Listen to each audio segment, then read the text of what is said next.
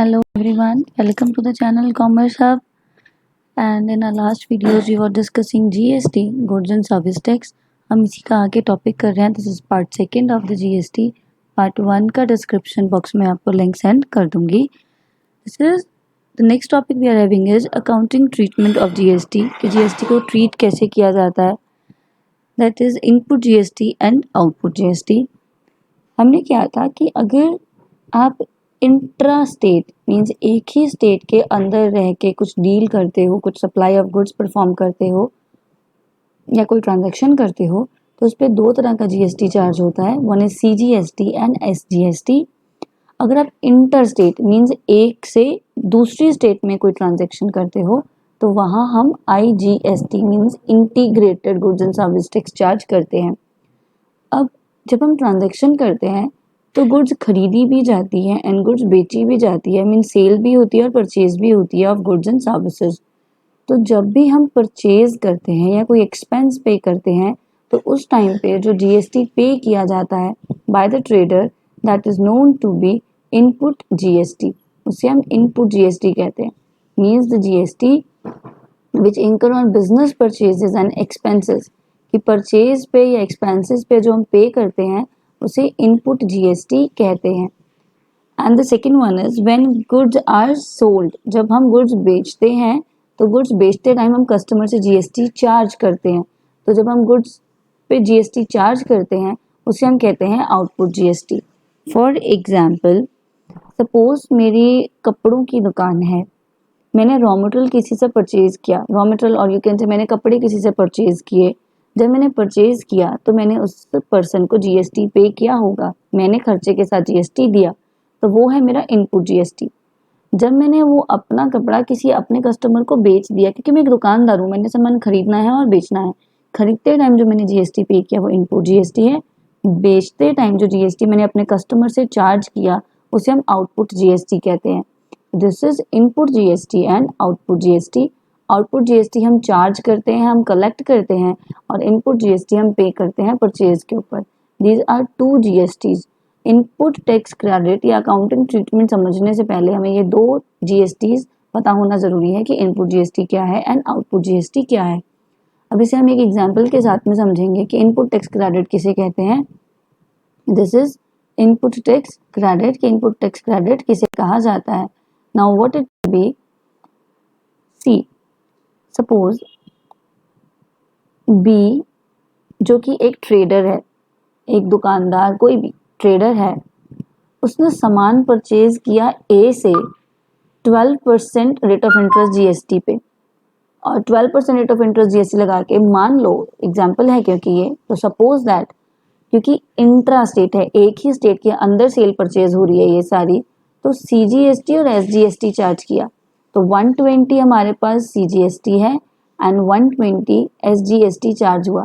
क्योंकि बी ने सामान खरीदा तो उसने ये GST ए को ट्रांसफर कर दिया, मतलब बी का खर्चा हो गया. अब बी क्योंकि ट्रेडर है, बी ने सी को सेल किया 18% के GST के ऊपर. अब किस पे कितना GST लगता है ये हम बाद में पढ़ते जाएंगे. जिस पे आउटपुट GST उसने चार्ज किया 180 एंड SGST 180.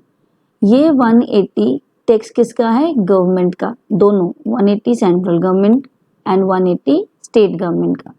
अब ये बी पर्सन अपना एक टैक्स क्रेडिट चार्ज करेगा, और वो कैसे चार्ज करेगा. 180 उसे मिला, 120 उसने पे किया, मतलब 120 अपना पे किया खर्चा काट के वो 60 रुपीज गवर्नमेंट को पे कर देगा. देखो गवर्नमेंट को मिलना कितना चाहिए, 180, तो होगा क्या, गवर्नमेंट को 120 GST जो ए को था वो गवर्नमेंट को पे कर देगा ए, एंड 60 रुपीज बी पे करेगा गवर्नमेंट को. तो आफ्टर ऑल गवर्नमेंट को मिलेंगे कितने, 180 रुपीज. क्योंकि GST एक इनडायरेक्ट टैक्स है जो चार्ज कौन करता है, ट्रेडर चार्ज करता है, पे गवर्नमेंट को करते हैं, और पे कौन करता है, पे करता है कस्टमर. तो कस्टमर से हमने, जो कि कस्टमर कौन है, बी के लिए सी कस्टमर है, सी से हमने 180 रुपीज लिए CGST के, बी ने अपना 120 का खर्चा काट के 60 रुपीज पे कर दिया. तो इनपुट टैक्स क्रेडिट किसे कहते हैं, when output minus input GST means output GST minus input GST, it is input tax credit. Now आप चेक कर सकते हो कि मैंने SGST का 180 एंड 120 एडजस्ट किया, CGST का 180 और 120 एडजस्ट किया, दिस इज 60 रुपीज मैंने गवर्नमेंट को पे कर दिया। नाउ आप चेक कर सकते हो 120 ए ने पे किया, बी ने पे किया 60 रुपीज। अब अगर सी भी आपका कस्टमर ना होते हुए एक ट्रेडर है, तो सी ने अगर सामान आगे डी को बेचा 20% पे, तो CGST 200, SGST 200 किसने पे किया? डी ने, तो सी अपना खर्चा काट लेगा। देखो 120 इसने पे किया था सी ने, 200 जो इसने जीएसटी कलेक्ट किया उसमें से ये 180 माइनस कर देगा, तो 20 रुपीज ये गवर्नमेंट को पे कर देगा। तो 20 रुपीज किसको मिल गए? गवर्नमेंट को। ए ने अपनी जेब से कुछ नहीं दिया 120, बी ने अपनी जेब से कुछ नहीं दिया क्योंकि उसने अपने 120 का खर्चा माइनस कर लिया, सी ने भी कुछ नहीं दिया, इसने 180 पे किया था जो ये 180 डी से चार्ज कर चुका है, जो 20 रुपये से ज्यादा टैक्स पे लिया वो उसने गवर्नमेंट को ट्रांसफर कर दिया। तो एट लास्ट गवर्नमेंट को कितने मिल गए? 200 रुपये, जो कि किसके पास से गए? सिर्फ डी से, और डी कौन है? कस्टमर। तो ये हमारे पास income tax credit, input tax credit बनता है कि जब आप अपना इनपुट परचेज पे लगने वाला जीएसटी अपने आउटपुट में से माइनस करते हो तो उसे हम कहते हैं इनपुट टैक्स क्रेडिट। अब फर्क क्या है? अगर आपके पास सीजीएसटी की पेमेंट है, सीजीएसटी का इनपुट है, तो आप उसे सीजीएसटी में से ही चार्ज करते हो। लेकिन अगर सीजीएसटी के पैसे कम हो, फॉर एग्जांपल मैंने सारा सामान नहीं बेचा, तो यहाँ पे मान लो सीजीएसटी हमारे पास है सिर्फ और सिर्फ 100 रुपये, मैंने सारा सामान नहीं बेचा, मेरा कुछ ही सामान बिका, तो खर्चा तो मैंने 120 का किया था, मैंने टैक्स जो पे किया वो 120 किया, लेकिन मुझे टैक्स मिला सिर्फ 100 रुपये। तो ये जो 20 है ये आप कहाँ से सेट ऑफ करोगे? हम कभी सीजीएसटी और एसजीएसटी के मनी अलग भी सेट ऑफ करते हैं, जो हम करते हैं आईजीएसटी से। तो आप ये क्या पढ़ रहे हो कि सीजीएसटी का हम पहला सीजीएसटी से सेट ऑफ करते हैं, और अगर बैलेंस बच जाए तो उसे आईजीएसटी में से भी सेट ऑफ किया जा सकता है। ऐसे ही एसजीएसटी हम एसजीएसटी से सेट ऑफ करते हैं, उसे आईजीएसटी से भी सेट ऑफ किया जा सकता है। इसके हम जो लॉन्ग क्वेश्चंस है वो जो हम बाद में करेंगे, तो आपको ये सारा टॉपिक समझ में आते जाएंगे। और आईजीएसटी को हम आईजीएसटी से ही सेट ऑफ करते हैं, एंड अगर बैलेंस कोई आईजीएसटी का बच जाए तो उसे सीजीएसटी और एसजीएसटी से सेट ऑफ किया जाता है। This is input tax credit, जिसका हमने फॉर्मूला किया था output tax minus input tax.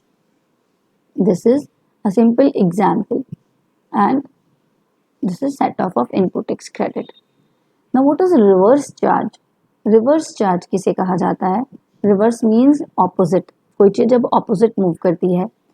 Normally अभी जैसे हमने एग्जाम्पल की कि गवर्नमेंट को टैक्स पे करने की लायबिलिटी किसकी होती है? सप्लायर की। अभी आपने एग्जाम्पल की कि 20 को सामान बेचा, ए ने सप्लाई किया, तो गवर्नमेंट को 120 किसने पे किया? ए ने। फिर सी को जब बी ने बेचा तो सी ने ट्रांसफर किया, जब डी को सी ने बेचा तो सी ने ट्रांसफर किया गवर्नमेंट को 20 रुपीज। मीन्स टैक्स पे करने की जो लायबिलिटी है वो किसकी होती है? सप्लायर की।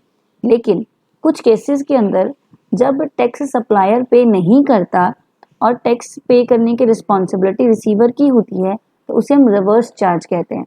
आप पढ़ सकते हो, normally the supplier of goods और services pays the tax on supply.